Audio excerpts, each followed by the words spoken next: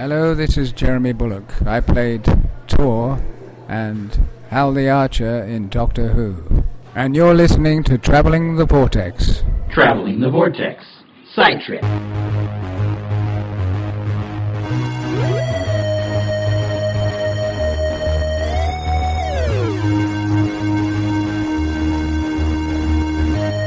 Well, we join the Doctor as he travels the Vortex and arrive at Planet Comicon. I'm Keith. I'm Sean. I'm Glenn. And we are joined by an actor who you may know from a little science fiction film trilogy, but we know him best from two classic Doctor Who stories, The Space Museum and The Time Warrior, Jeremy Bulloch. Thanks for being here. Thank you very much.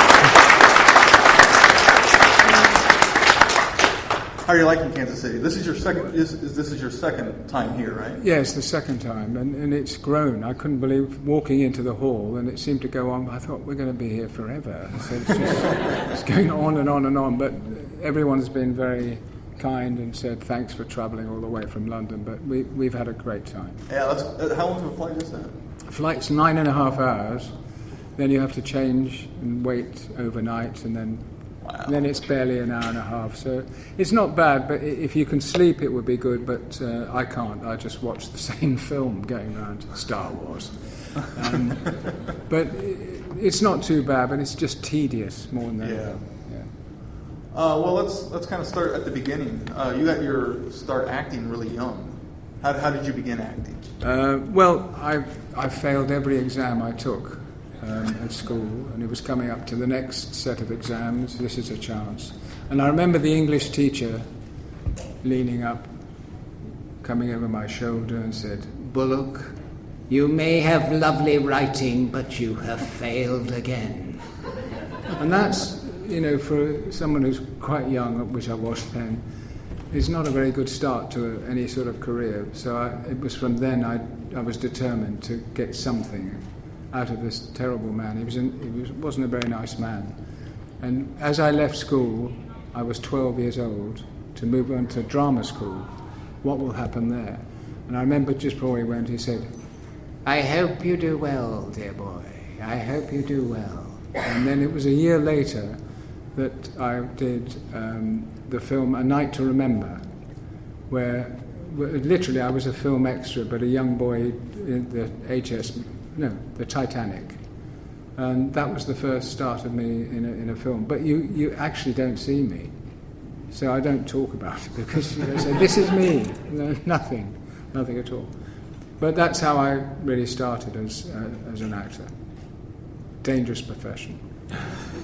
So your first Doctor Who story was The Space Museum. Mm-hmm. Of course, at the time, we didn't know that because they named the episodes individually.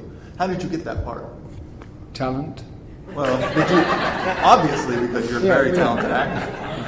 No, you went for an interview, and I met William Hartnell, who So could you met be him on the audition? Well, he was in and out of the door. I can remember this, and I was 14 years old. And I remember, William Hartnell could be quite difficult, and I remember him saying, he said, "You're the youngster, aren't you, in this? All right, son. Right. How long have you been acting?" I said, "About 6 years." He said, "Not long enough." I said, "Well, I'll try and catch you up." He said, "Don't be silly, don't be stupid." And he was, in a way, did me the greatest of favours by just saying, come on, to make sure that I was on my feet and I'm doing it properly. But towards the end, when he said, "Thank you, you done well, son. You listened, you learned, didn't you?" I said, "Well, yes, I hope I have from you." "Yes, you have. Well done." So that was his thank you, but it was a very strange way to start acting. Yeah. And I was nerve shaking like a leaf. It was awful. But I'm here to tell the story. Was off camera? Was he a lot kind of like how he was on camera, or did his demeanor change at all? That's a good question. He was difficult. Well, I say that. I mean, probably less difficult for the grown-up people, but he was very good in that Doctor Who. Yeah. And you have to give him that. He was an experienced actor, and I just listened and watched what he did. So in a way, he did a great favour for me. Did you meet Verity Lambert while doing? Yes, I did. Yeah. What was she like? Oh, she was just glorious. Oh, this is going to be a lovely time. This is going to be such a fun story. That was it. It was about scenery. But Doctor Who was an interesting story, and everybody wanted to join in and say, right, we're going to make this episode really the best. Well, it's never the same as that, but it's just such a fabulous series to be involved with. Yeah. I think, based on obviously it skyrocketed earlier with the success of the Daleks in the UK. How familiar were you with Doctor Who, and how much of a popular program was it at the time that you were on the show? It was known. It was funny because a lot of people say, I'm not sure about Doctor Who, and when the Doctor Who used to come out on the Saturday, they suddenly realised that the kids were being frightened. They were hiding behind the sofa and not seeing these funny noises, but that got a lot of people to watch, and it was difficult to begin with, but the stories got better and better, and look at it now, it's still going, which is fantastic. Several doctors, or several hundred doctors have already played the part. Was there any concern on your part as an up-and-coming actor to get involved with a show that maybe it's a little silly or science fiction-y, and like we've got a guy in a rubber monster suit over here? And did you have any personal concerns about that, or was it just a job? No, that's the words you use. It was just a job. I had a chaperone early on who has to look after you to make sure you don't run off anywhere, and you just made sure. I always remember, make sure you learn the lines, go through the lines, and I'd go home and go down to the doctor. Yeah, that's it. Doctor, yeah, doctor, help us. And so I was talking to myself and learning the lines.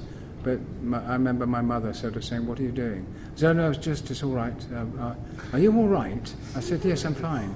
"What are you making such silly noises for?" I said, "No, I'm just learning lines, Mum. It's okay."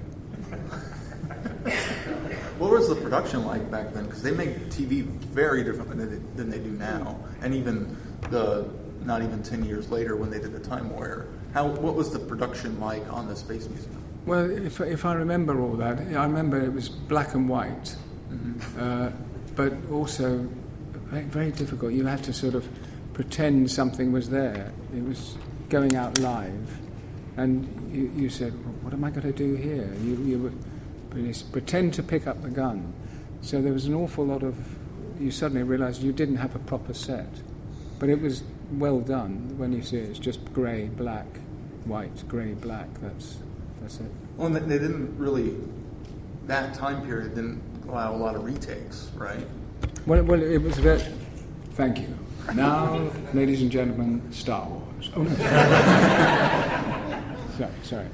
No, you didn't have time to do much at all, and it was basically live television, and it was sort of early days of that. But I quite like the danger of it.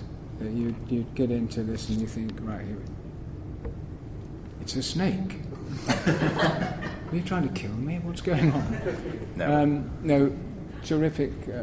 Gradually changing. It was going live, and everything was. People were saying, "Have you done a Doctor Who? Have you done a Doctor Who?" And now they still say it now. The new ones. "Have you done a Doctor Who yet?" Well, I've done 2 actually.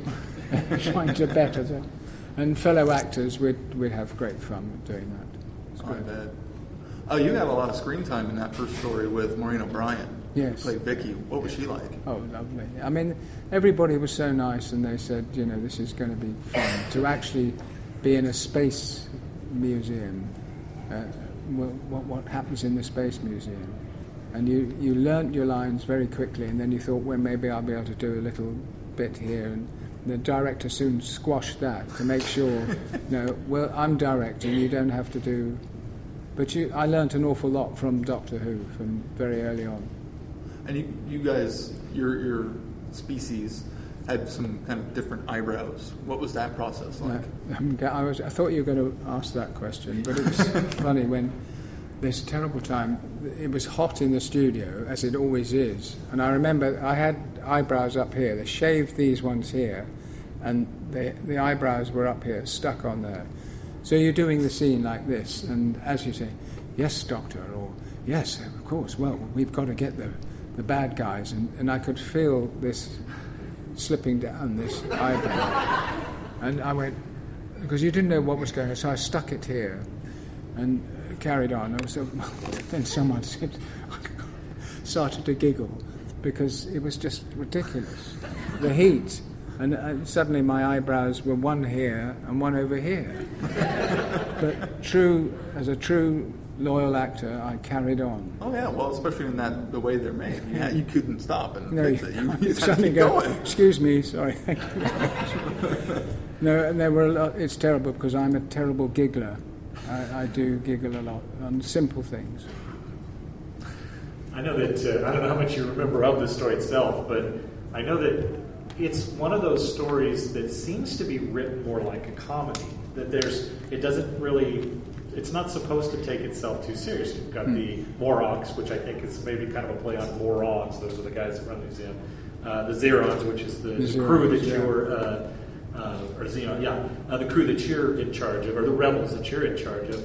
But it seems to be trying to kind of play fast and loose with some comedy, but it almost comes off as the production crew is still shooting as a drama. Do you think it took itself too serious for what it maybe was being intended to be? That's a good question. I think maybe they were taking themselves too seriously. What can we get out of this? And William Hartnell was very straight, very much a soldier, and being serious. But sometimes you need a good writer will put in a little laugh, not too heavily laugh, but just something, a nice subtle. You need to get yourself sorted out, boy. Just some silly line will keep the thing going in the right. It needs to have a little bit of humour.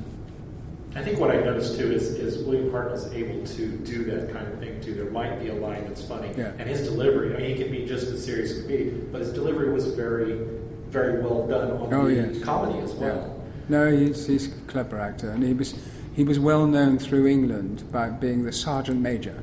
Everything was done very quickly, quick stuff like this. And he was so good at certain things, certain parts he always played. He would do it several times, and in many films in England he was really terrific. But he let you know that he was terrific.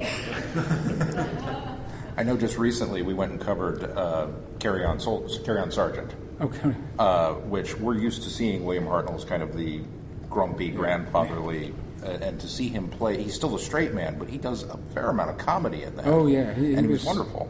And also some terrific drama with Richard Attenborough. Yeah, he played a nasty criminal. But he had just that style, and he was very good. Well, he was good at anything he did, but he did let you know every time.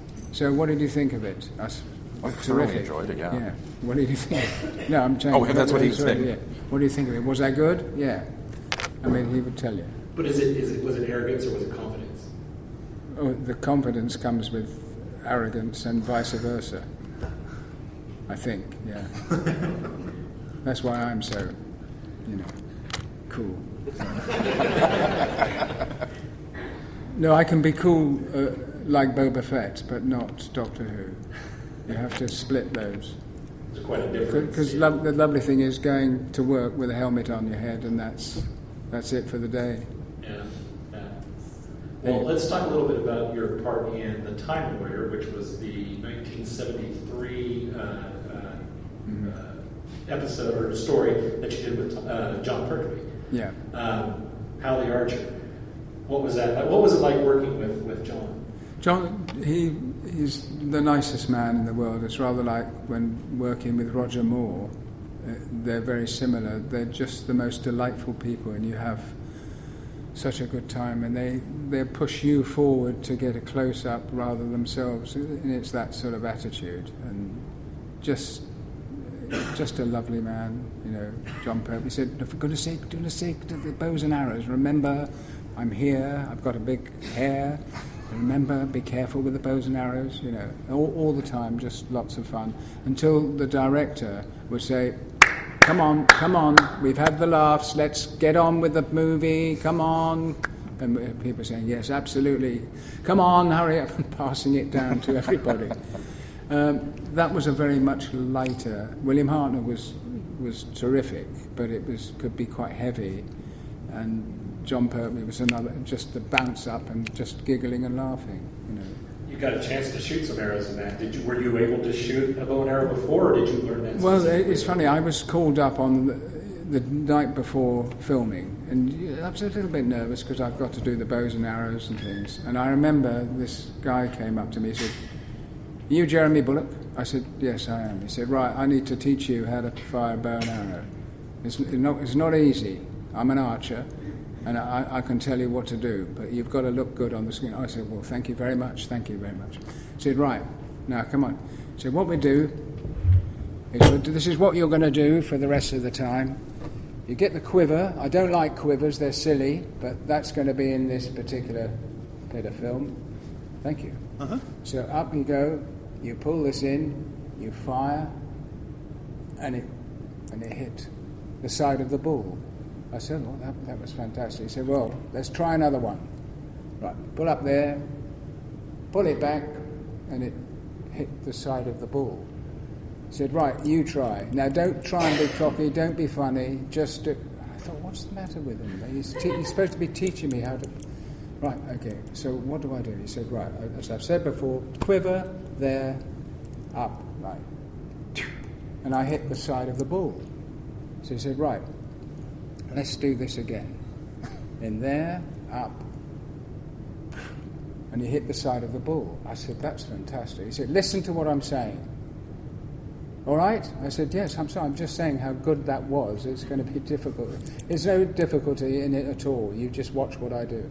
I thought, what is going on? So the start of... anyway.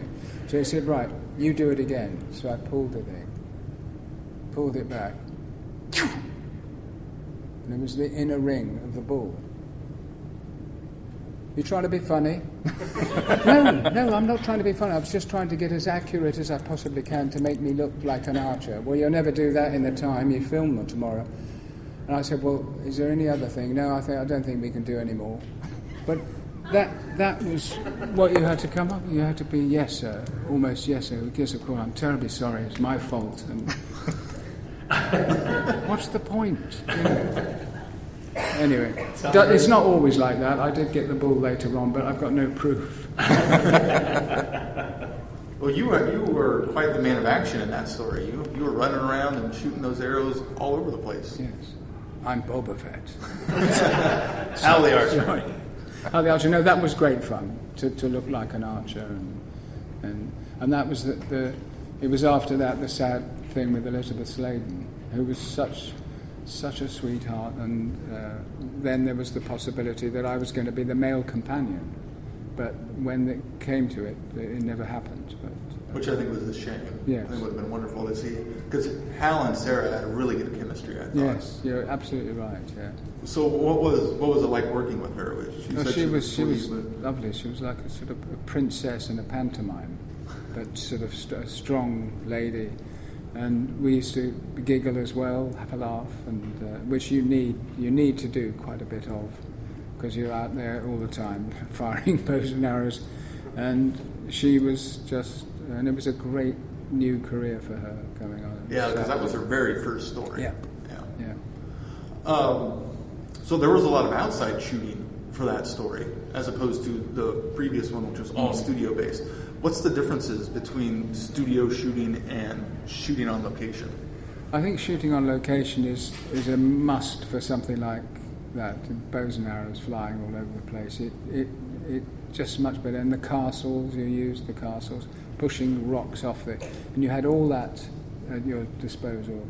But when you're just doing studio, it's difficult with a series like that. Yeah, it definitely can be. Yeah. What did you think when you first saw this on Taran makeup? Just laughed, really. I mean, it was just ridiculous. But he was Kevin Lindsay, it would be, as the Sontaran. I had to do that brave thing, here comes the bow and arrow again, and be able to fire it in the back of his head as he goes, boom. So I just hope that man who taught me how to fire a bow and arrow was watching that night to see how accurate his firing was. That was giggly. Was there a little bit of, when you got the call up to, you're going to do Doctor Who again, did you kind of think, all right, cool? I mean... Oh, straight away. Everybody wanted to be or at least do one episode of Doctor Who, and to be able to do two was fun. Because by that point, the show had been on for 10 plus years, Yes. and it kind of established itself pretty well. Yeah, and just to say, and it's lovely to get a call, not to have to go for interview, because you're always doing an interview. This is it, you do an interview. If you get it, good. If you don't get it, that's bad luck. But to actually, the phone went one evening at 6 o'clock. Jeremy, we can't get hold of your agent. Any chance of coming up to see us tomorrow? I said, sorry, who is this? He said, well, it's the Doctor Who crowd. We'd love to have you on the next. That's how it happened. So that's luck. If the crew called you up today and said, "Hey, we want you to come back," would you do that? Oh, I'd love to do just a third. I'd love to do another Doctor Who. That would be lovely. Would you want to do a new character, or would you want to revisit maybe one of? Well, maybe you could have the same sort of character, but with a bow and arrow stuffed down his trousers. Well, just in case they want Hal the Archer back. Should we open up the room for questions? Open up the room. Well, Oh, I see. you guys have some questions you want to ask? Yes, sir. Okay, well, first of all, I'm a big fan of course, Doctor Who and Star Wars as well, and I was at your other panel, and you briefly quoted Richard III, and I got a little bit of chills. And if I'm not mistaken, you did do some Shakespearean acting when you were younger. So, well, my question is, what is your favorite Shakespeare play, and could you possibly recite something? I think it was great. I did very little Shakespeare. I did a lot when I was younger, and I wish I'd carried on. It was my fault. I wanted to get in rather like Doctor Who, comedy or something. But Hamlet, I think, is the one that I did as a 12-year-old to practice. They said, you need to pause, you need to do this, and you need to do that. That's how you do ice. So you'd be going, to be or not to be? That is the question. Whether 'tis noble in the mind or suffer the slings and arrows of avarice. Slow down, Jeremy, stop that. That's rubbish. Oh, I'm terribly sorry, and I thought I was doing quite well. And you've got to go through that. There are some wonderful Shakespearean actors, but it was early on, the Doctor Who times, that I started to fall out with, I don't want anything too serious. I'm sure I'm a comedy man, and I did several kids series, as a comedy, and it all worked. But I think it was my mother who said, you need to concentrate more on Shakespeare. You should. And so I didn't. But I did other things, so that was okay. But I wish I'd done a lot more Shakespeare. And you've got the beard, so if I had the nice tough beard with Shakespeare, fantastic. Thank you very much. No, it's a pleasure. Anybody else? There's a man in a coat. I've got kind of a strange question. But mostly being known for Star Wars, like myself, I didn't know that you were involved with the early Who universe. And so I just kind of wonder, is it nice now that Doctor Who's being more known that you are being able to revisit these things that a lot of people in America especially may not know you've done? No, I mean, I'm known, I suppose throughout the world, or certainly in America, for Star Wars and Boba Fett. And, I don't mind that. It's great fun, especially the little kids come up and sort of punch you because they think Boba Fett's immortal. But, I don't mind that, it's lovely, but it would be nice to do more stuff, more serious stuff. But even directors that so Jeremy, how's the Star Wars going? I said, well, I'm not in the new one. He said, I just thought we were going to get you for something else. Are you free on August the 13th, 1970, whatever it is? And that's how casting goes. People say, I think now when I look back, I think I should have done a lot more Shakespeare, a lot more drama. I did a lot of drama in the West End of London, but you need to do much more. And I was probably more likely to think, well, if I do this and it's too serious, then people won't know me for this. So you'd go backwards and forwards, and so I made mistakes. But, But now it doesn't matter because I'm nearly 53.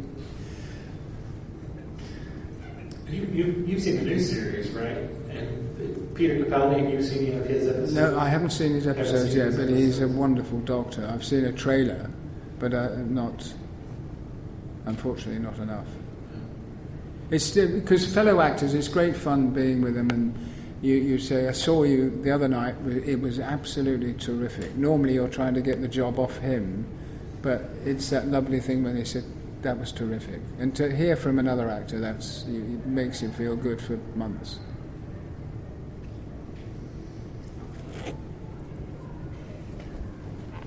It's like a policeman stopping the traffic. Sorry, I have to whisper in this voice. Do you think the Doctor could sometime have a crossover with Boba Fett, like a wrestling tournament? Help her out, Keith. What did she say? What do you think of the Doctor Who Star Wars crossover with Boba Fett? Like, the Doctor wrestles Boba Fett, and then they save the planet. Well, I think that could happen. I'll set it up this afternoon. Just see if we can get. I'd pay to see that. That's the best idea I've heard for months. Really brilliant. Who's your favorite Doctor? Because I work with him, well, two of them, I think John Pertwee. But they're all good in their own right. They're all talented guys, and they make the part their own. So they're different, but they're still the Doctor Who. I mean, I giggle. My granddaughter, the youngest one, just shrieks with laughter at Doctor Who. She loves it. It's good. You talked about Cardinal being more of the kind of maybe stricter, the sergeant regiment type thing. Was John a little more playful? Was he? I mean, he obviously took acting serious, but he seems like one of those guys you could really kind of get along with and chat and have some fun with. He exactly. You've explained it. He's very serious about his work, but always has the oh my goodness, this is going to be dreadful. Never mind. The rain starts to fall, and they've got to finish the scene, so it doesn't matter. Oh dear. And he just laughed his way through the whole thing. But again, suddenly he's terribly serious. Come on, we've got to get this dry. I can't walk along here and do... why is this... So you suddenly see the other side, but not too serious, but he's just complaining about something. And then he said, and don't you fire those bow and arrows at me. It's not me, I was taught by a great artist, So he kept the whole thing balanced and jolly, but he could turn to say, not nastily, but just to say, oh, God, this is tedious. But nice man. Then you could get round him if he was feeling a little bit, oh dear, I feel so dreadful. You could join in a conversation and he'd soon be back to normal. You also worked with two stalwarts for the program, Barry Letts and Terrence Dix. What was it like working with them? Well, it was great working with them because I met them when I took the children. They were really young then. We took them to Disney. And again, these are such good people. He died early as well, and that was sad. There were so many good people involved with that. You surprised me relatively recently. You were in one of my favorite Bond films, and I didn't realize it. I've seen The Spy Who Loved Me, 20, 25 times. It's up there in the pantheon of one of my, I love this action movie. It's just a great one. And one day I had it on, and this submarine commander comes out, and I went, I know this guy. And I had to look you up on the internet, and then I was ashamed of myself for not realizing that was you all the years. 3 Bond films, correct? 3. Roger Moore's era, yeah.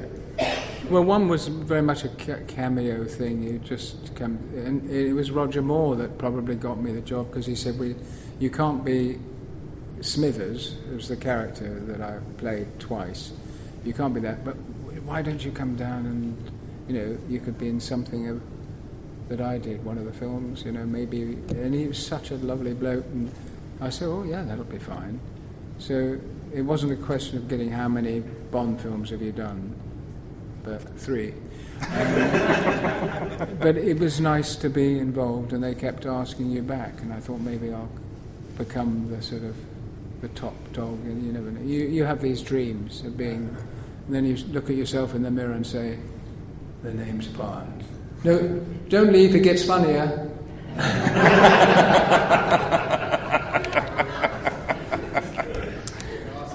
Okay, see you later. And make sure you learn your Hamlet.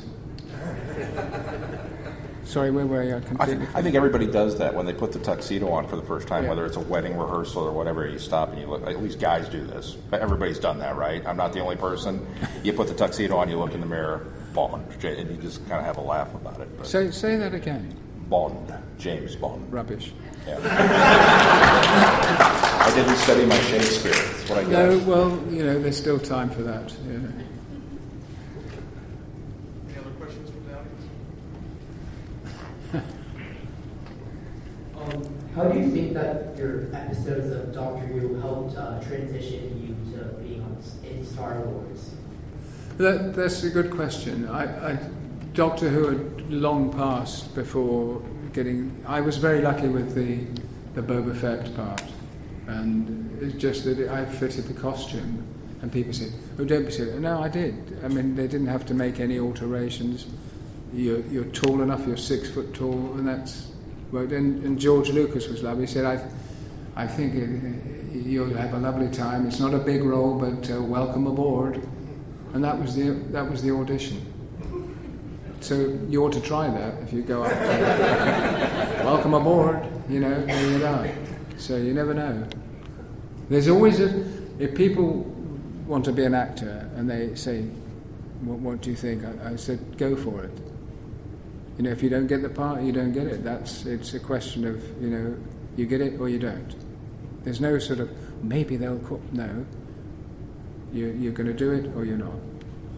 It's going to be harder to act behind a mask, I would think, because you have no use of your face for expressions or things like that. You obviously dubbed a different voice in, but you've got to be animated when you're doing it. You have to be. I mean, as soon as I saw yes, can I help? Can I help? Oh no, sorry. The thing is with Boba Fett, we'll just briefly talk about. The great thing is if you stand still, that's far more stronger than waving your gun about, "I'm Boba Fett."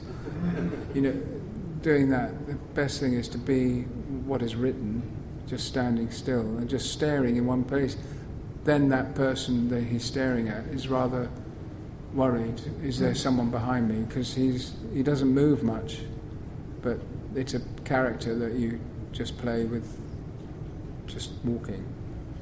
I think one of Boba Fett's most powerful moments for me is the scene in Return of the Jedi, just after they've brought Chewbacca in the handcuffs and carted him off, and the music starts back up and everybody's happy, and the bounty hunter that Princess Leia is disguised as kind of looks over, and Boba Fett's, you're standing up against the wall, and you just kind of give her a little head nod, as if, Yeah, yes, and that just, to me, I don't know, it speaks volumes about the character. Well, I probably had a crick in my neck. It can, it does happen when you do that. But I count myself extremely lucky. That you, as I said before, you get a part or you don't get it. You can't be in between. But certain things went your way on that particular week. Two different. And I had to be back for the theatre which I was playing in. He said, because this part you've got to be absolutely on song. And I went to the people in the theatre. I said, "Look, I've been asked to do this job. It's not very big, but can I?" You've got to be. If you're late, you're in serious trouble, which is true. You can't suddenly turn up and there's a play. You're about to go on stage. You've got to be there. You've got to do it. So I was extremely lucky. Do you have a preference between stage acting and film or television? I prefer stage acting, but I haven't done that for 13 years, something 13 years, a serious one. And it was a thriller that you're supposed to get everybody out of their seats, which it did. It was a nasty piece of work, but I was a terrible person.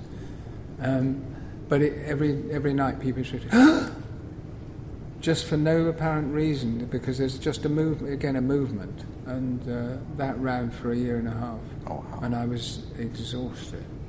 Star Wars had come and gone. That I was moving on to almost Return of the Jedi. I had a huge amount of work and started to go, crikey, I can't do this. I really can't. But I managed to get through the opening bits and not tell anybody that I'm doing this film. What film? Oh, the new is Star Wars. No, I've done that. It's the next one, Return of the Jedi. And I was told not to say anything, because when you're younger you went, yes, it's great. But luck comes into it all the time. Do you have any upcoming projects? Hmm? Do you have any upcoming projects? No, most of the stuff would be, it's called The Owl and the Gate. I don't know why that title's like that. It's doing a voice where you have to say, I'm here, away, oh. I said, are you sure people are going to sort of want to listen to this? It was a mad sort of owl, which was this cartoon thing. So I'm doing that at the moment. Oh, very cool. Yeah. I haven't got the voice ready yet. I think it sounds great. Well, it's getting laughs, so that's good. Any other questions? I'm just curious. Surely you have a younger family that is very proud to have you, actor, such a great esteemed actor in the family. Curious, just if you have any children, grandchildren that are especially proud to say, oh yeah, he was in Doctor Who episodes, and I'm a Whovian. They're immersed in a Doctor Who, and they're also Whovians. Do you have any family members that are especially proud of that? Yeah, I think my youngest granddaughter, who's 7, is lovely, because she says, can we watch the bit with you now in the bits, the bits that you're in and the ones that the other Doctor Who's in? And I said, what does that mean? Well, just, can I watch them now? Because I said, well, it's not in sequence. Do you want to see them after? No, but I just want to see it now. So she's absolute. She loves everything you do. You could do anything. But if you're on television, she says, you're on television. I said, yeah, I know. Well, that's what Grandad does, Which is, yeah, but can we watch something Star Wars? Because she'd never seen Star Wars, and suddenly she's hooked. She's gone. That's it. She said, oh no, I'll see that later, and then do the other bits later on. So she absolutely loves everything Grandad does. Mind you, I set her up and say, would you like to see Star Wars with Grandad? Never mind the boys, we'll sit and watch it. Oh, good, lovely. So you have that lovely rapport with her. She loves it. So was her first 2 the ones you were in? Or had she watched other episodes before you introduced her to the ones you were in? No, I just showed, the instant, the ones that are can't remember the dates of them. But no, she just wants to see action-packed. And whereas Grandad, when I pull down the visor, she likes that because that looks supposed to look cool. But she loves it all. We're very fortunate that the stories of Doctor Who that you're in do still exist, and they are back in the archives, and they're on DVD, and they're accessible. But as you know, there's a lot of Doctor Who that's missing because it was wiped. Are you glad that the particular stories that you were in still exist, and how much of a tragedy? Because it's not just Doctor Who that's missing. There are lots of British television that's just lost to the ages because it's gone. Is that really kind of a tragedy, especially in the British public, because they had no foresight? Well, it is a tragedy. It's a shame because there was so much good work going on and lovely stories and everything, so it disappeared. I wonder who did that. I wonder if it's that man with the bow and arrow. Could have been. But no, a lot of stuff was missing, which is a shame. But you have to move on, and I'll get the eyebrows stuck up here again, and we'll see if we can make a new movie. Now was the winter of a discontent, to make glorious summer the sun of York. Now is the winter. Right. Could you come up here a second? Sorry. Absolutely. Right. No, just sit down with the microphone. I'm going to pretend that I'm a director, because sometimes it happens like this. It's very quick. So you're the actor. That they couldn't get anybody else, so they're asking you. I just want you, so you can do your Shakespeare. Okay. Is it to be or not to be? And your pace has got to be plenty of time. So we've got to be interested in what you're saying. So if it was, it's not to be or not to be, that's too quick, and too slow you can be, but to be or not. Because the people here must understand what you're saying. So, okay, so off we go. Plenty of voice and a lot of confidence. Action. To be or not to be, that is the question.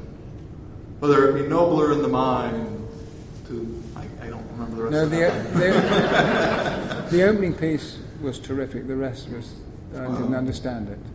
Thank you. Now, I'm just being a cruel director. This is why, thank you. Anyway, off you go. You just kind of got to take the note and try. No, but sometimes people throw that. You have an interview and you don't know what you're going to say, and that's what they do. That's what suddenly comes up. Right, off you go. What do I say? Off you go. Just make it up. And a lot of interviews are like that. So I just wanted to see the reaction. Did you have a director or an audition that went particularly badly, and they just kind of crushed you and said, "Get out of here, kid, you're no good"? Couple of times, they just say, "Come on, let's have some professionality. Come on, let's." Sometimes that's the director who's a bit under. He's not very good at his job, so it comes up. He's going, "Come on, let's settle down now. Come on, I want this," and you can see him flabbering around, and he's lost it, and that's happened a couple of times. But thank you very much indeed. That was a wonderful performance. But I'm afraid we can't pay you. Do you have any advice for up-and-coming actors? Maybe there's people out here that would be interested in doing a role. Do you have any advice for actors trying to get into the business? Well, the first part of advice about being an actor and everything is don't. If you suddenly decide, no, I don't think I will, but if you don't have that problem, then you must go for it. And just keep being a character, almost whispering to yourself, and then something comes in up here and you go, actually, that's quite good. I quite like the way that's done. So you just go for it. So this time next year, I expect several actors to perform. I'll come and direct it and see what happens. First of all, thank you for being here. Time Warner is one of my all-time favorite episodes of Doctor Who. Hey, Sean. And I can find you later to have to sign it. I framed it off with it, but I brought it for you to sign. But my question is, personally, do you think Boba Fett survived Sarlacc Pit? Yes. Awesome. Thank you. Did you probably the Sarlacc Pit is full of those coats, because you can get lots of those different coats outside. We have a problem customer here, ladies and gentlemen. No, go for it. Thank you.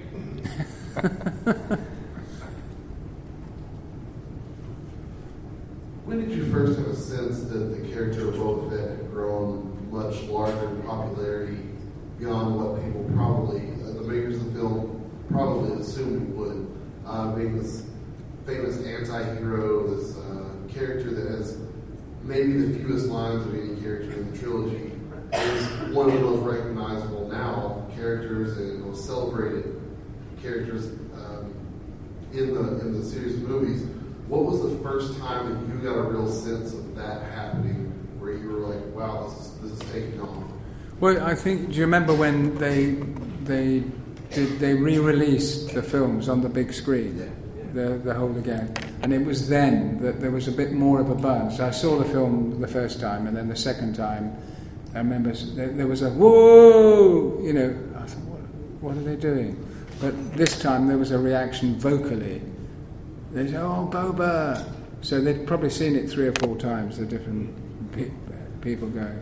And it was then, the second time, you should see it on the big screen. So that's when it really started to take off. And here we are, still going.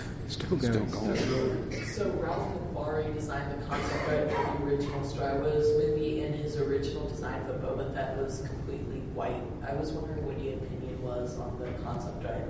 Well, they kept changing it backwards and forwards. They were doing the white, the Ralph McQuarrie piece and holding it. And you learnt a lot from the way he was going, and then George Lucas decided not to have this, to have this. So I just kept looking at the outfit thinking, that would be good, all white. That would be dangerous, that would be good. And then suddenly all the gadgets started to appear and you could see them. Guns and all sorts of things. And he's a dangerous character, Boba Fett, and I think they were trying with the white, all white, to see if it would be even more dangerous, but no, it wasn't. So it was good. I mean, I'd like to walk down the road every morning to get the milk, dressed as Boba Fett. I think that could be quite cool. Well, yeah, what do you think of your Who costumes? I know Tor was kind of a very basic turtleneck and pants and funny eyebrows, yes. And Chuck's, I noticed. You guys were wearing Chuck Taylor's. What do you think of Hal's costume? Was that comfortable? Oh, no, was it uncomfortable? No, it was very comfortable. I mean, Hal the Archer, and then I could look quite good in that. So I had the terrible wig tucked under here. So the wind was making it flail all over the place. No, the costumes that you wear, that was one that was really comfortable. The Boba Fett outfit was extremely uncomfortable. It pinched here underneath, but you weren't going to suddenly turn around and say, George, is it all right if we have a couple of minutes because it hurts under... You'd probably say, get on with it. And that's exactly what you did. You didn't think about anything at all. You just put the outfit on, yeah. And great wheels of bruising here and by your foot, but you just didn't say, can you change this? You just got up with it. I remember a few years ago when you were here for Planet Comicon, there was a very large gathering of Mandalorians. We had Boba Fett's and we had soldiers. It probably was a little bemusing for you just to kind of sit and look at all these people that were dressed as a character you had done. What would you think if all of a sudden we started seeing Hal the Archers and Tors everywhere? Like a whole just group of people were to show up dressed like that. It'd be a bit boring, wouldn't it? Especially if you were leading them. Anyway. No. It would. No, it would be strange. I mean, people don't give a second look. People outside here walking with costumes on. I think it's terrific. People who can be shy, and we all have a little bit of shyness in us, can dress up in a costume and look and say, yeah, that looks good, that's me, yeah. And you should be confident about what you wear and what you don't wear. I think it's great to see so many costumes this year. Incredible. Have you ever seen someone dressed up as Tor or Hal? Oh, no, that was 1912. No, I haven't actually. I think we might have to start that. I think we need to start a campaign. Yeah, get somebody at least dressing up as. Keith, I think you fit the physique the best. I think we should have you do it next year. I'll look into that. Maybe I'll start with Tor and work towards Hal. There you go. Dress Tor, give him some funny eyebrows, and then we're there. I can do it. Does anybody remember that? The eyebrows that were up here? So they are noticeable, right? We'll work on that. That's great. All right, I think that's going to... Oh, wait, we got one more quick question. We Are there any other doctors or companions you would have liked to work with? I think I'd like to work with most of them, really. I think they're all, in their own right, really excellent. And so if it came across and there was a possibility, it would be great to use them. And the new Doctor is especially good. Yeah, excellent. So I might have to get someone else to do that with a moustache or something. No, it's great. Each one is great. You've been great, apart from the person who was doing Shakespeare. So only a joke. No, but thank you very much indeed for all your. Thank you.